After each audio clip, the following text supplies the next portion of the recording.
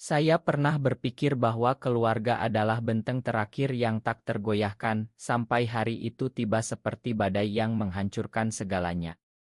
Ayahku, dengan mata penuh kemarahan dan air mata yang tak mau dia akui, melemparkan tas saya ke trotoar Bandara Soekarno-Hatta, meninggalkan saya sendirian dengan tiket satu arah ke Amsterdam, hanya karena saya mengaku mencintai seorang pria. Tapi takdir, oh takdir yang kejam namun penuh rahasia, akhirnya membalikan segalanya di hari pernikahan saya, membuat seluruh keluarga terpana oleh kejutan yang tak pernah mereka bayangkan. Hari itu, angin panas Jakarta menerpa wajah saya seperti tamparan. Saya berdiri di sana, memandang mobil ayah yang melaju pergi tanpa menoleh. "Kau bukan anakku lagi," katanya sebelumnya, suaranya bergema di kepala saya seperti gema masjid saat an. Saya, Arye, seorang pemuda biasa dari keluarga sederhana di pinggiran Jakarta, tiba-tiba menjadi orang asing di tanah air sendiri. Mengapa? Karena saya gay. Kata itu, yang selama ini saya sembunyikan seperti rahasia gelap, akhirnya meledak seperti bom waktu. Dalam hati, saya bertanya-tanya, apakah mencintai seseorang dari jenis kelamin yang sama membuat saya layak dibuang? Ibu yang biasanya lembut, hanya menangis di belakang, tak berani membela. Kakak perempuan saya, Rina, yang selalu jadi tempat curhat, kini memandang saya dengan tatapan penuh kecewaan. "Kau bikin malu keluarga, Arye," bisiknya sebelum pergi. Saya merasa dunia runtuh. Di bandara itu, dengan tiket di tangan, saya merasa seperti sampah yang dibuang ke lautan. Amsterdam. Saya bahkan tak tahu bahasa Belanda selain Jehalo. Tapi ayah bilang, "Pergi sana, cari hidup baru. Jangan kembali sampai kau normal." Penerbangan itu terasa seperti mimpi buruk panjang. Saya duduk di kursi ekonomi, memandang awan di luar jendela, dan air mata mengalir tanpa henti. Dalam pikiran, saya ulang-ulang momen pengakuan itu. Seminggu lalu, di ruang tamu rumah kami yang sederhana, dengan aroma nasi goreng masih menempel di udara, saya memberanikan diri. "Ayah, ibu, aku gay. Aku mencintai seorang pria bernama Budi." Budi, teman kuliah saya, yang membuat hati saya berdegup untuk pertama kalinya. Kami bertemu di kampus UI, di kelas sastra Indonesia. Matanya yang hangat, senyumnya yang membuat dunia terasa lebih cerah. Tapi sekarang, semuanya hancur. Sampai di Amsterdam, dingin menusuk tulang. Saya tak punya siapa-siapa. Ayah memberi sedikit uang cukup untuk sewa kamar kecil di pinggiran kota. Saya mulai bekerja sebagai pelayan di kai kecil, belajar bahasa dengan susah payah. Setiap malam, saya berbaring di kasur tipis, memeluk bantal, dan berpikir, apakah ini akhir? Apakah saya benar-benar sendirian? Rasa sakit itu seperti pisau yang terus menusuk.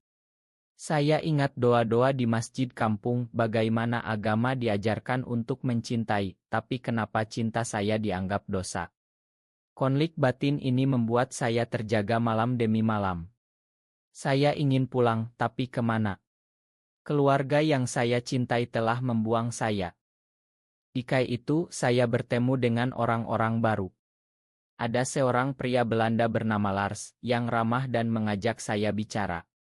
Tapi hati saya masih terikat pada Budi. Kami masih berkomunikasi lewat pesan, meski jarang. "Aku merindukanmu, Arye," tulisnya suatu hari. Saya menjawab, "Aku juga." Tapi keluargaku. Air mata lagi. Saya merasa bersalah karena meninggalkan Budi di Indonesia, tapi apa daya. Ayah mengancam akan melaporkan kami jika saya tak pergi. Di Amsterdam, saya mulai belajar tentang komunitas LGB. Saya ikut parade Pride pertama kali, melihat bendera pelangi berkibar, dan untuk pertama kalinya, saya merasa tak sendirian. Tapi di dalam, luka masih menganga. Waktu berlalu, 6 bulan terasa seperti 6 tahun.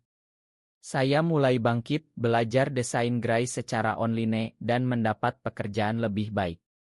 Tapi setiap kali mendengar lagu Indonesia di radio, hati saya perih. Saya menelepon ibu diam-diam, tapi dia hanya menangis dan bilang, ayah melarang. Rina mengirim pesan sekali-sekali, tapi penuh kekhawatiran. Kau baik-baik saja di sana, tanyanya. Saya jawab ya, meski bohong. Dalam hati, saya berdoa agar suatu hari mereka mengerti. Saya bukan monster, hanya manusia yang mencintai. Suatu hari, Budi datang ke Amsterdam. Dia bilang, aku tak bisa hidup tanpamu. Kami bertemu di stasiun, memeluk erat di tengah keramaian. Saat itu, dunia terasa lengkap lagi.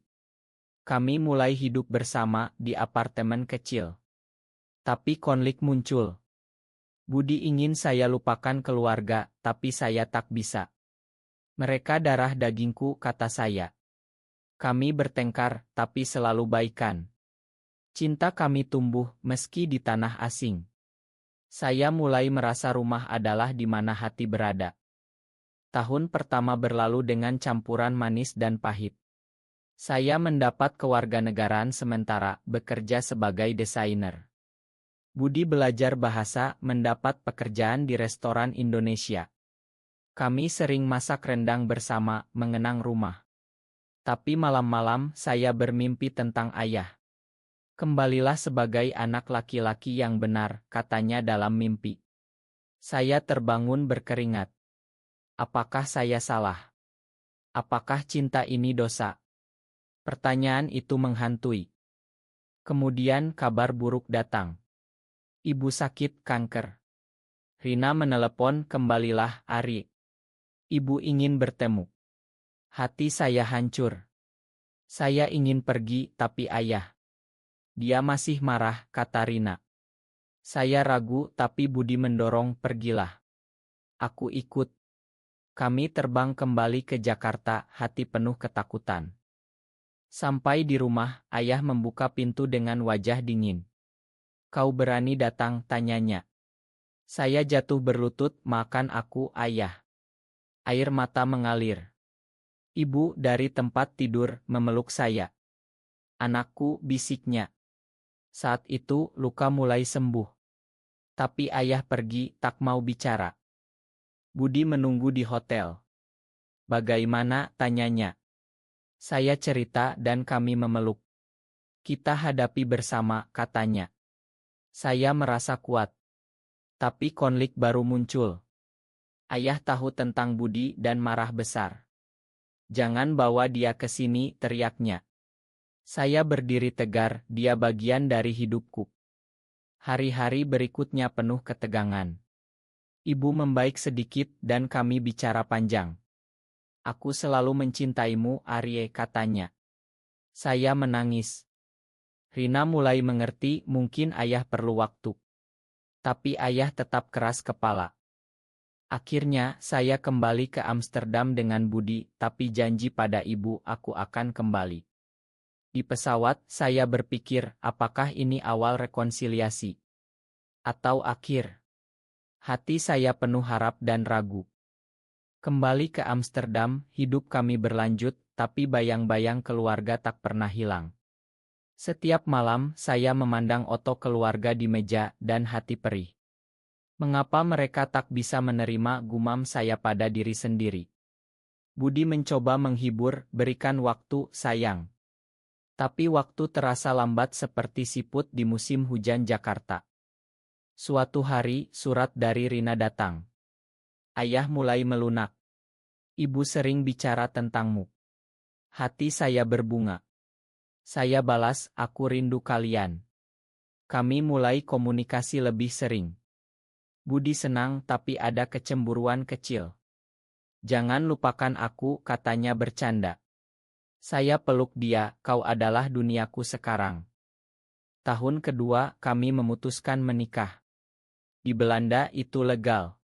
Kami rencanakan pernikahan sederhana, di taman kota dengan bunga tulip. Tapi saya ingin undang keluarga. Apa ayah mau datang, tanya saya pada Rina lewat video call. Dia ragu, aku coba bicara. Konflik batin semakin dalam. Saya bayangkan ayah datang, atau justru marah lagi. Apakah ini egois, tanya saya pada Budi. Dia jawab, ini tentang cinta kita. Kami lanjutkan persiapan, hati penuh campur aduk. Kemudian pengkhianatan datang. Rina menelepon, ayah tahu tentang pernikahan. Dia marah besar, bilang jangan undang kami. Saya hancur. Tapi lebih buruk, ternyata Rina yang bocorkan rahasia itu pada teman keluarga, dan gosip menyebar di kampung. Ma, Ari. Aku tak sengaja, katanya. Saya marah, kau khianati aku. Kami bertengkar hebat lewat telepon. Hati saya seperti ditusuk. Budi menghibur, tapi saya menarik diri. Malam itu, saya duduk sendirian di balkon, memandang kota yang asing. Mengapa semuanya begini, gumam saya. Rasa sakit pengkhianatan itu lebih dalam dari apapun. Rina, saudara yang saya percaya, kini seperti musuh. Beberapa hari kemudian, Rina datang ke Amsterdam sendirian. Makan aku, katanya di depan pintu. Kami bicara panjang. Aku takut ayah tahu dari orang lain, jelasnya. Air mata mengalir. Saya peluk dia, kau tetap saudaraku. Rekonsiliasi kecil itu memberi harap. Ayah masih diam, ibu menelepon, dia rindu kamu, tapi gengsi. Saya tersenyum pahit. Persiapan pernikahan berlanjut. Kami pilih cincin sederhana dengan ukiran batik. Simbol Indonesia di tanah asing. Hari pernikahan mendekat. Saya gugup. Bagaimana jika tak ada yang datang dari keluarga, tanya saya pada Budi. Dia jawab, kita cukup.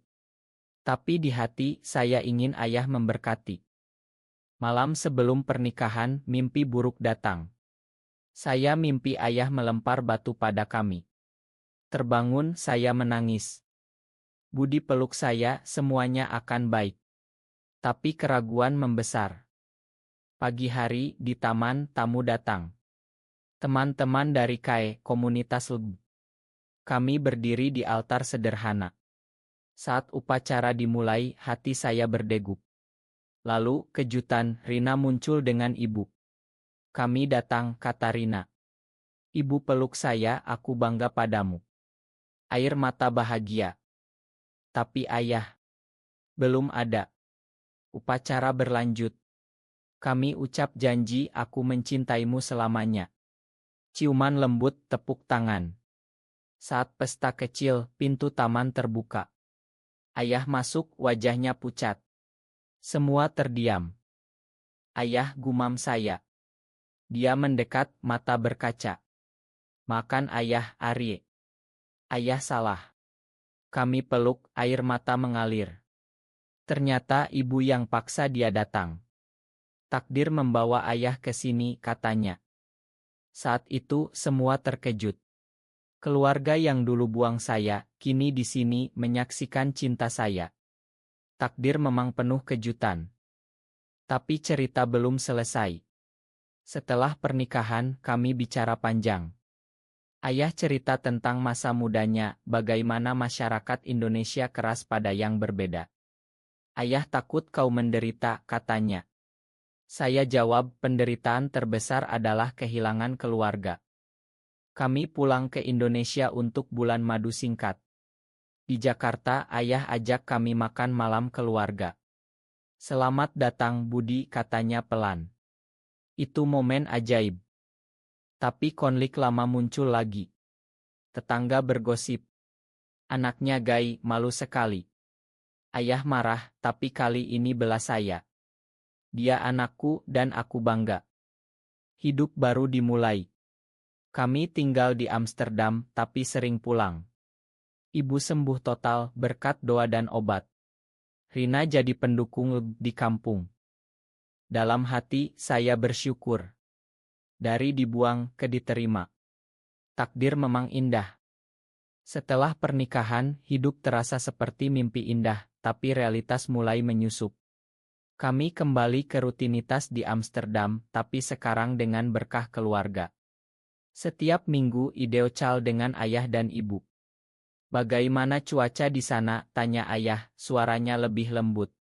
Saya tersenyum, dingin ayah. Rindu panas Jakarta. Tapi di dalam, luka lama masih ada. Saya sering terbangun malam, mengingat hari dibuang. Apakah ayah benar-benar gumam saya? Budi tahu, dia peluk saya, dia sudah berubah. Tapi keraguan seperti racun lambat. Suatu hari, kabar dari Indonesia, ayah sakit jantung. Hati saya hancur. Kami terbang pulang segera. Di rumah sakit, ayah terbaring lemah. Arye, bisiknya, ayah bangga padamu. Air mata saya jatuh. Jangan tinggalkan kami lagi, katanya. Saya janji aku di sini. Selama ayah recovery, kami tinggal di Jakarta. Budi bekerja remote, saya juga. Tapi konflik muncul. Tetangga mulai usik. Lihat, anak gay itu kembali dengan suaminya. Gosip menyebar seperti api. Ayah marah, biarkan mereka. Tapi saya lihat beban di matanya. Rina bilang masyarakat kita masih konservatif. Saya tahu, tapi sakit. Dalam hati, saya bertanya, apakah saya harus sembunyi lagi? Tidak, saya putuskan untuk terbuka. Suatu malam, ayah dan saya bicara berdua. Ayah dulu takut apa orang bilang, katanya. Tapi sekarang, ayah sadar, keluarga lebih penting. Kami peluk, luka mulai hilang. Budi dan saya mulai ikut komunitas di Jakarta, diam-diam kami bantu orang lain yang seperti saya. Itu memberi tujuan. Tapi pengkhianatan baru datang.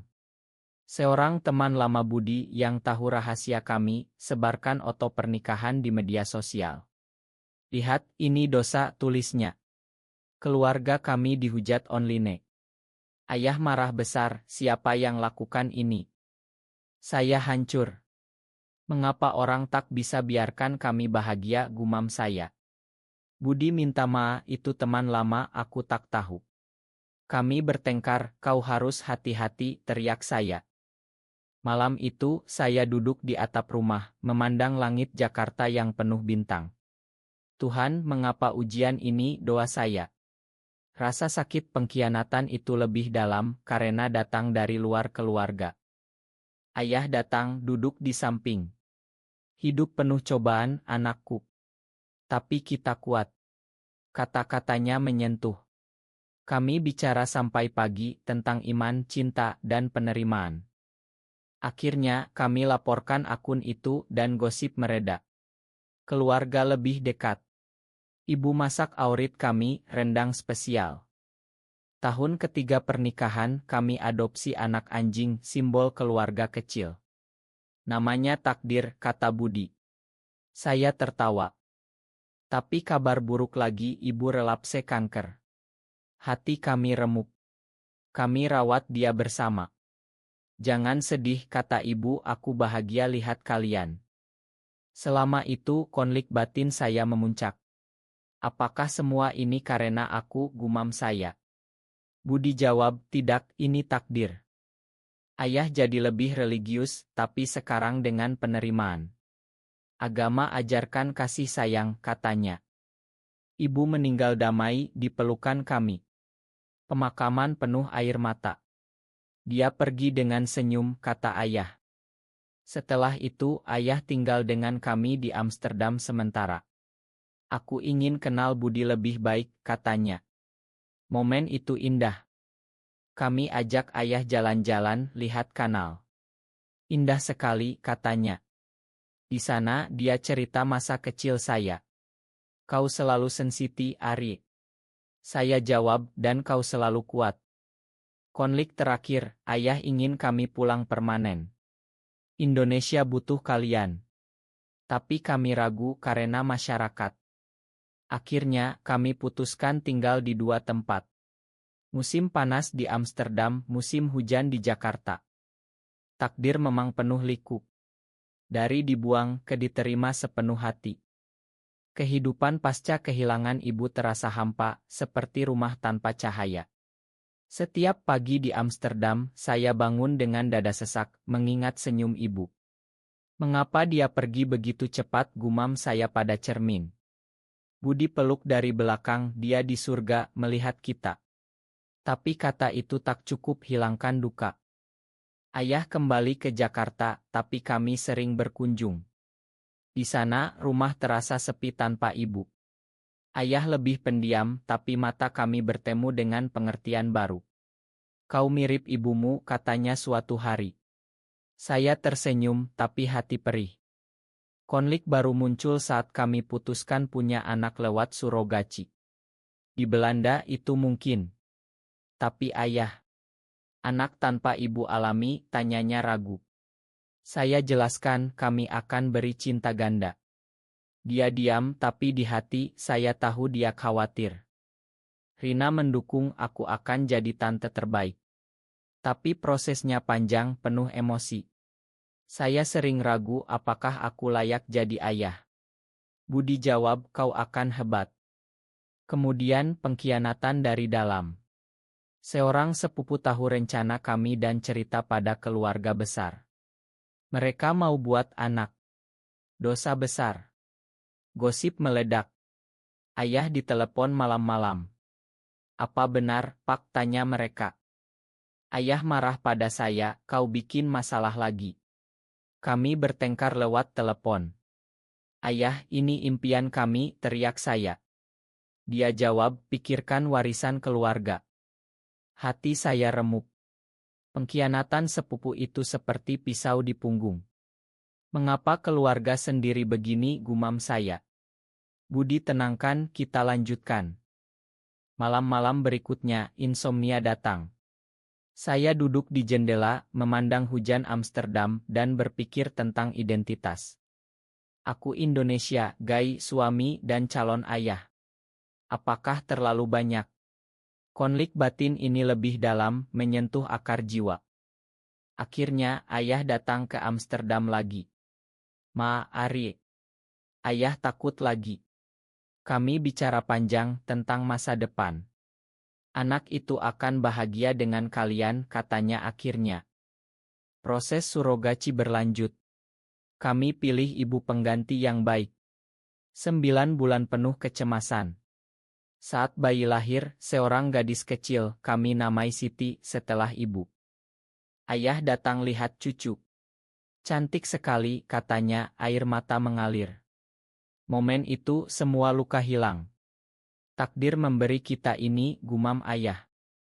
Hidup dengan Siti penuh kebahagiaan. Dia tumbuh, belajar bahasa Indonesia dan Belanda. Kami ajar budaya dari wayang sampai tulip. Tapi tantangan datang. Di Jakarta saat kunjungan tetangga usik lagi. Anak siapa itu? Adopsi. Ayah bela cucuku. Rina punya anak sendiri dan Siti main bersama. Keluarga besar mulai terima. Suatu hari Budi sakit, flu parah. Saya rawat dia, hati cemas. Jangan tinggalkan aku, bisik saya. Dia sembuh, tapi itu ingatkan kerapuhan hidup. Konflik batin memuncak saat Siti bertanya, mengapa aku punya dua ayah? Saya jelaskan dengan lembut, karena cinta kami besar. Dia peluk kami, aku suka. Tahun-tahun berlalu, Siti tumbuh jadi gadis pintar. Kami pindah semi permanen ke Bali, tempat lebih terbuka. Di sana, kami bangun rumah kecil, dengan taman penuh bunga. Ayah tinggal bersama, usia tua. Aku bahagia lihat ini, katanya. Tapi kabar buruk, ayah didiagnosis demensia. Hati kami hancur lagi. Kami rawat dia, ingat masa lalu. Dalam demensia, ayah kadang lupa, tapi ingat saya sebagai anak gay yang kuat. Itu menyentuh. Pengkhianatan terakhir, seorang bisnis partner Budi curi ide desain kami. Kami rugi besar. Mengapa lagi, gumam saya. Tapi dengan dukungan keluarga, kami bangkit. Ayah, meski sakit, bilang bertahanlah. Hidup penuh liku, tapi cinta menang. Dengan ayah yang semakin lemah, hari-hari kami penuh emosi mentah. Setiap pagi di Bali, saya duduk di samping tempat tidurnya, memegang tangan keriput itu. Ayah, ingat hari aku dibuang, gumam saya. Dia tersenyum samar, itu kesalahan terbesar ayah. Air mata saya jatuh, campur lega dan duka. Siti sekarang 5 tahun, main di taman, tak tahu beban kami. Ayah, lihat bunga, serunya. Budi dan saya tersenyum, tapi di hati badai bergolak. Bagaimana jika ayah pergi, bisik Budi malam itu. Saya jawab, kita hadapi bersama. Konflik batin semakin ganas. Saya salahkan diri, jika aku bukan Gai, mungkin semua tak begini. Pikiran gelap itu datang seperti hantu. Budi tahu, jangan, Arye. Ini bukan salahmu. Tapi malam-malam saya berdoa sendirian di pantai, ombak menyapu air mata.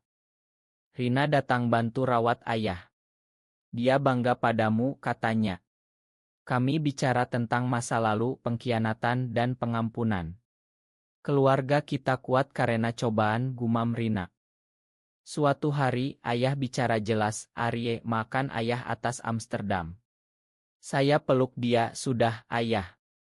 Momen itu ikatan lebih dalam. Tapi kesehatan ayah menurun. Dokter bilang, waktu singkat. Hati kami remuk. Siti bertanya, kakak sakit? Kami jelaskan, ya, tapi kita cintai dia. Malam-malam penuh doa. Saya ingat An di Jakarta, bagaimana iman campur cinta. Tuhan beri kekuatan doa saya.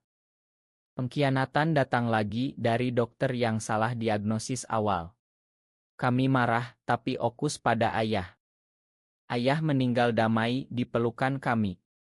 Aku pergi dengan bahagia, bisiknya terakhir. Pemakaman di Jakarta, keluarga besar datang, banyak yang dulu tolak, kini hormati.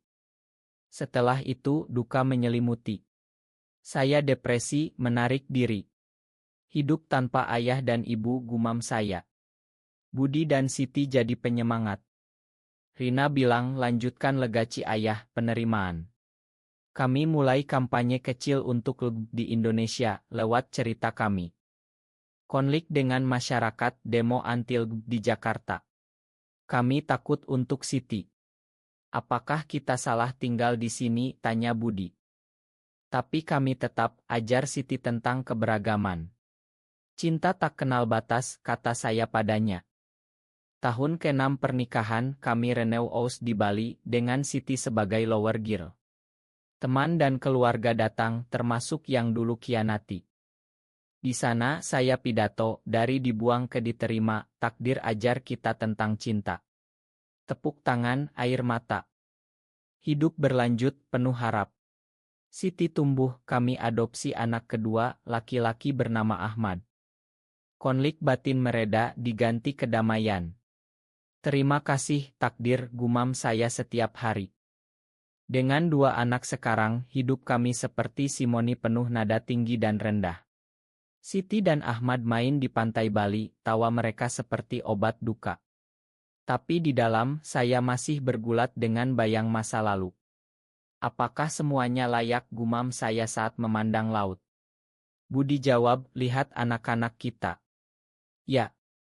Rina pindah dekat kami, bantu besarkan anak. Keluarga besar sekarang, katanya. Kami sering kumpul, masak sate ayam, ingat ayah dan ibu. Konflik terakhir muncul saat Ahmad sakit, demam tinggi. Di rumah sakit, hati saya cemas seperti dulu. Jangan ambil dia, doa saya. Dia sembuh, tapi itu ingatkan, hidup rapuh. Kami putuskan tulis buku tentang cerita kami, takdir cinta terlarang. Terbit di Indonesia, kontroversial. Banyak hujatan tapi juga dukungan. Kau berani, Arye, kata pembaca. Pengkhianatan dari penerbit, mereka edit bagian sensitif tanpa izin. Kami marah, tarik buku. Ini cerita kami, teriak saya. Tapi dari itu, kami bangun platform online, bagikan cerita asli. Ribuan orang hubungi, cerita mirip. Siti, sekarang remaja, bangga. Ayah, kau pahlawan, katanya. Ahmad setuju. Di usia tua, Budi dan saya duduk di teras, memandang matahari terbenam. Dari Amsterdam ke Bali, perjalanan panjang, katanya. Saya peluk tangannya, dan indah. Keluarga besar kini terima sepenuhnya. Sepupu yang dulu kianati, minta maafkan kami. Kami rayakan ulang tahun pernikahan ke-20 di Jakarta, dengan semua. Takdir mengejutkan kita, pidato saya. Akhirnya, di akhir hayat, saya tahu, cinta menang atas segala. Dari dibuang karena gay, ke keluarga penuh kasih. Itulah takdir.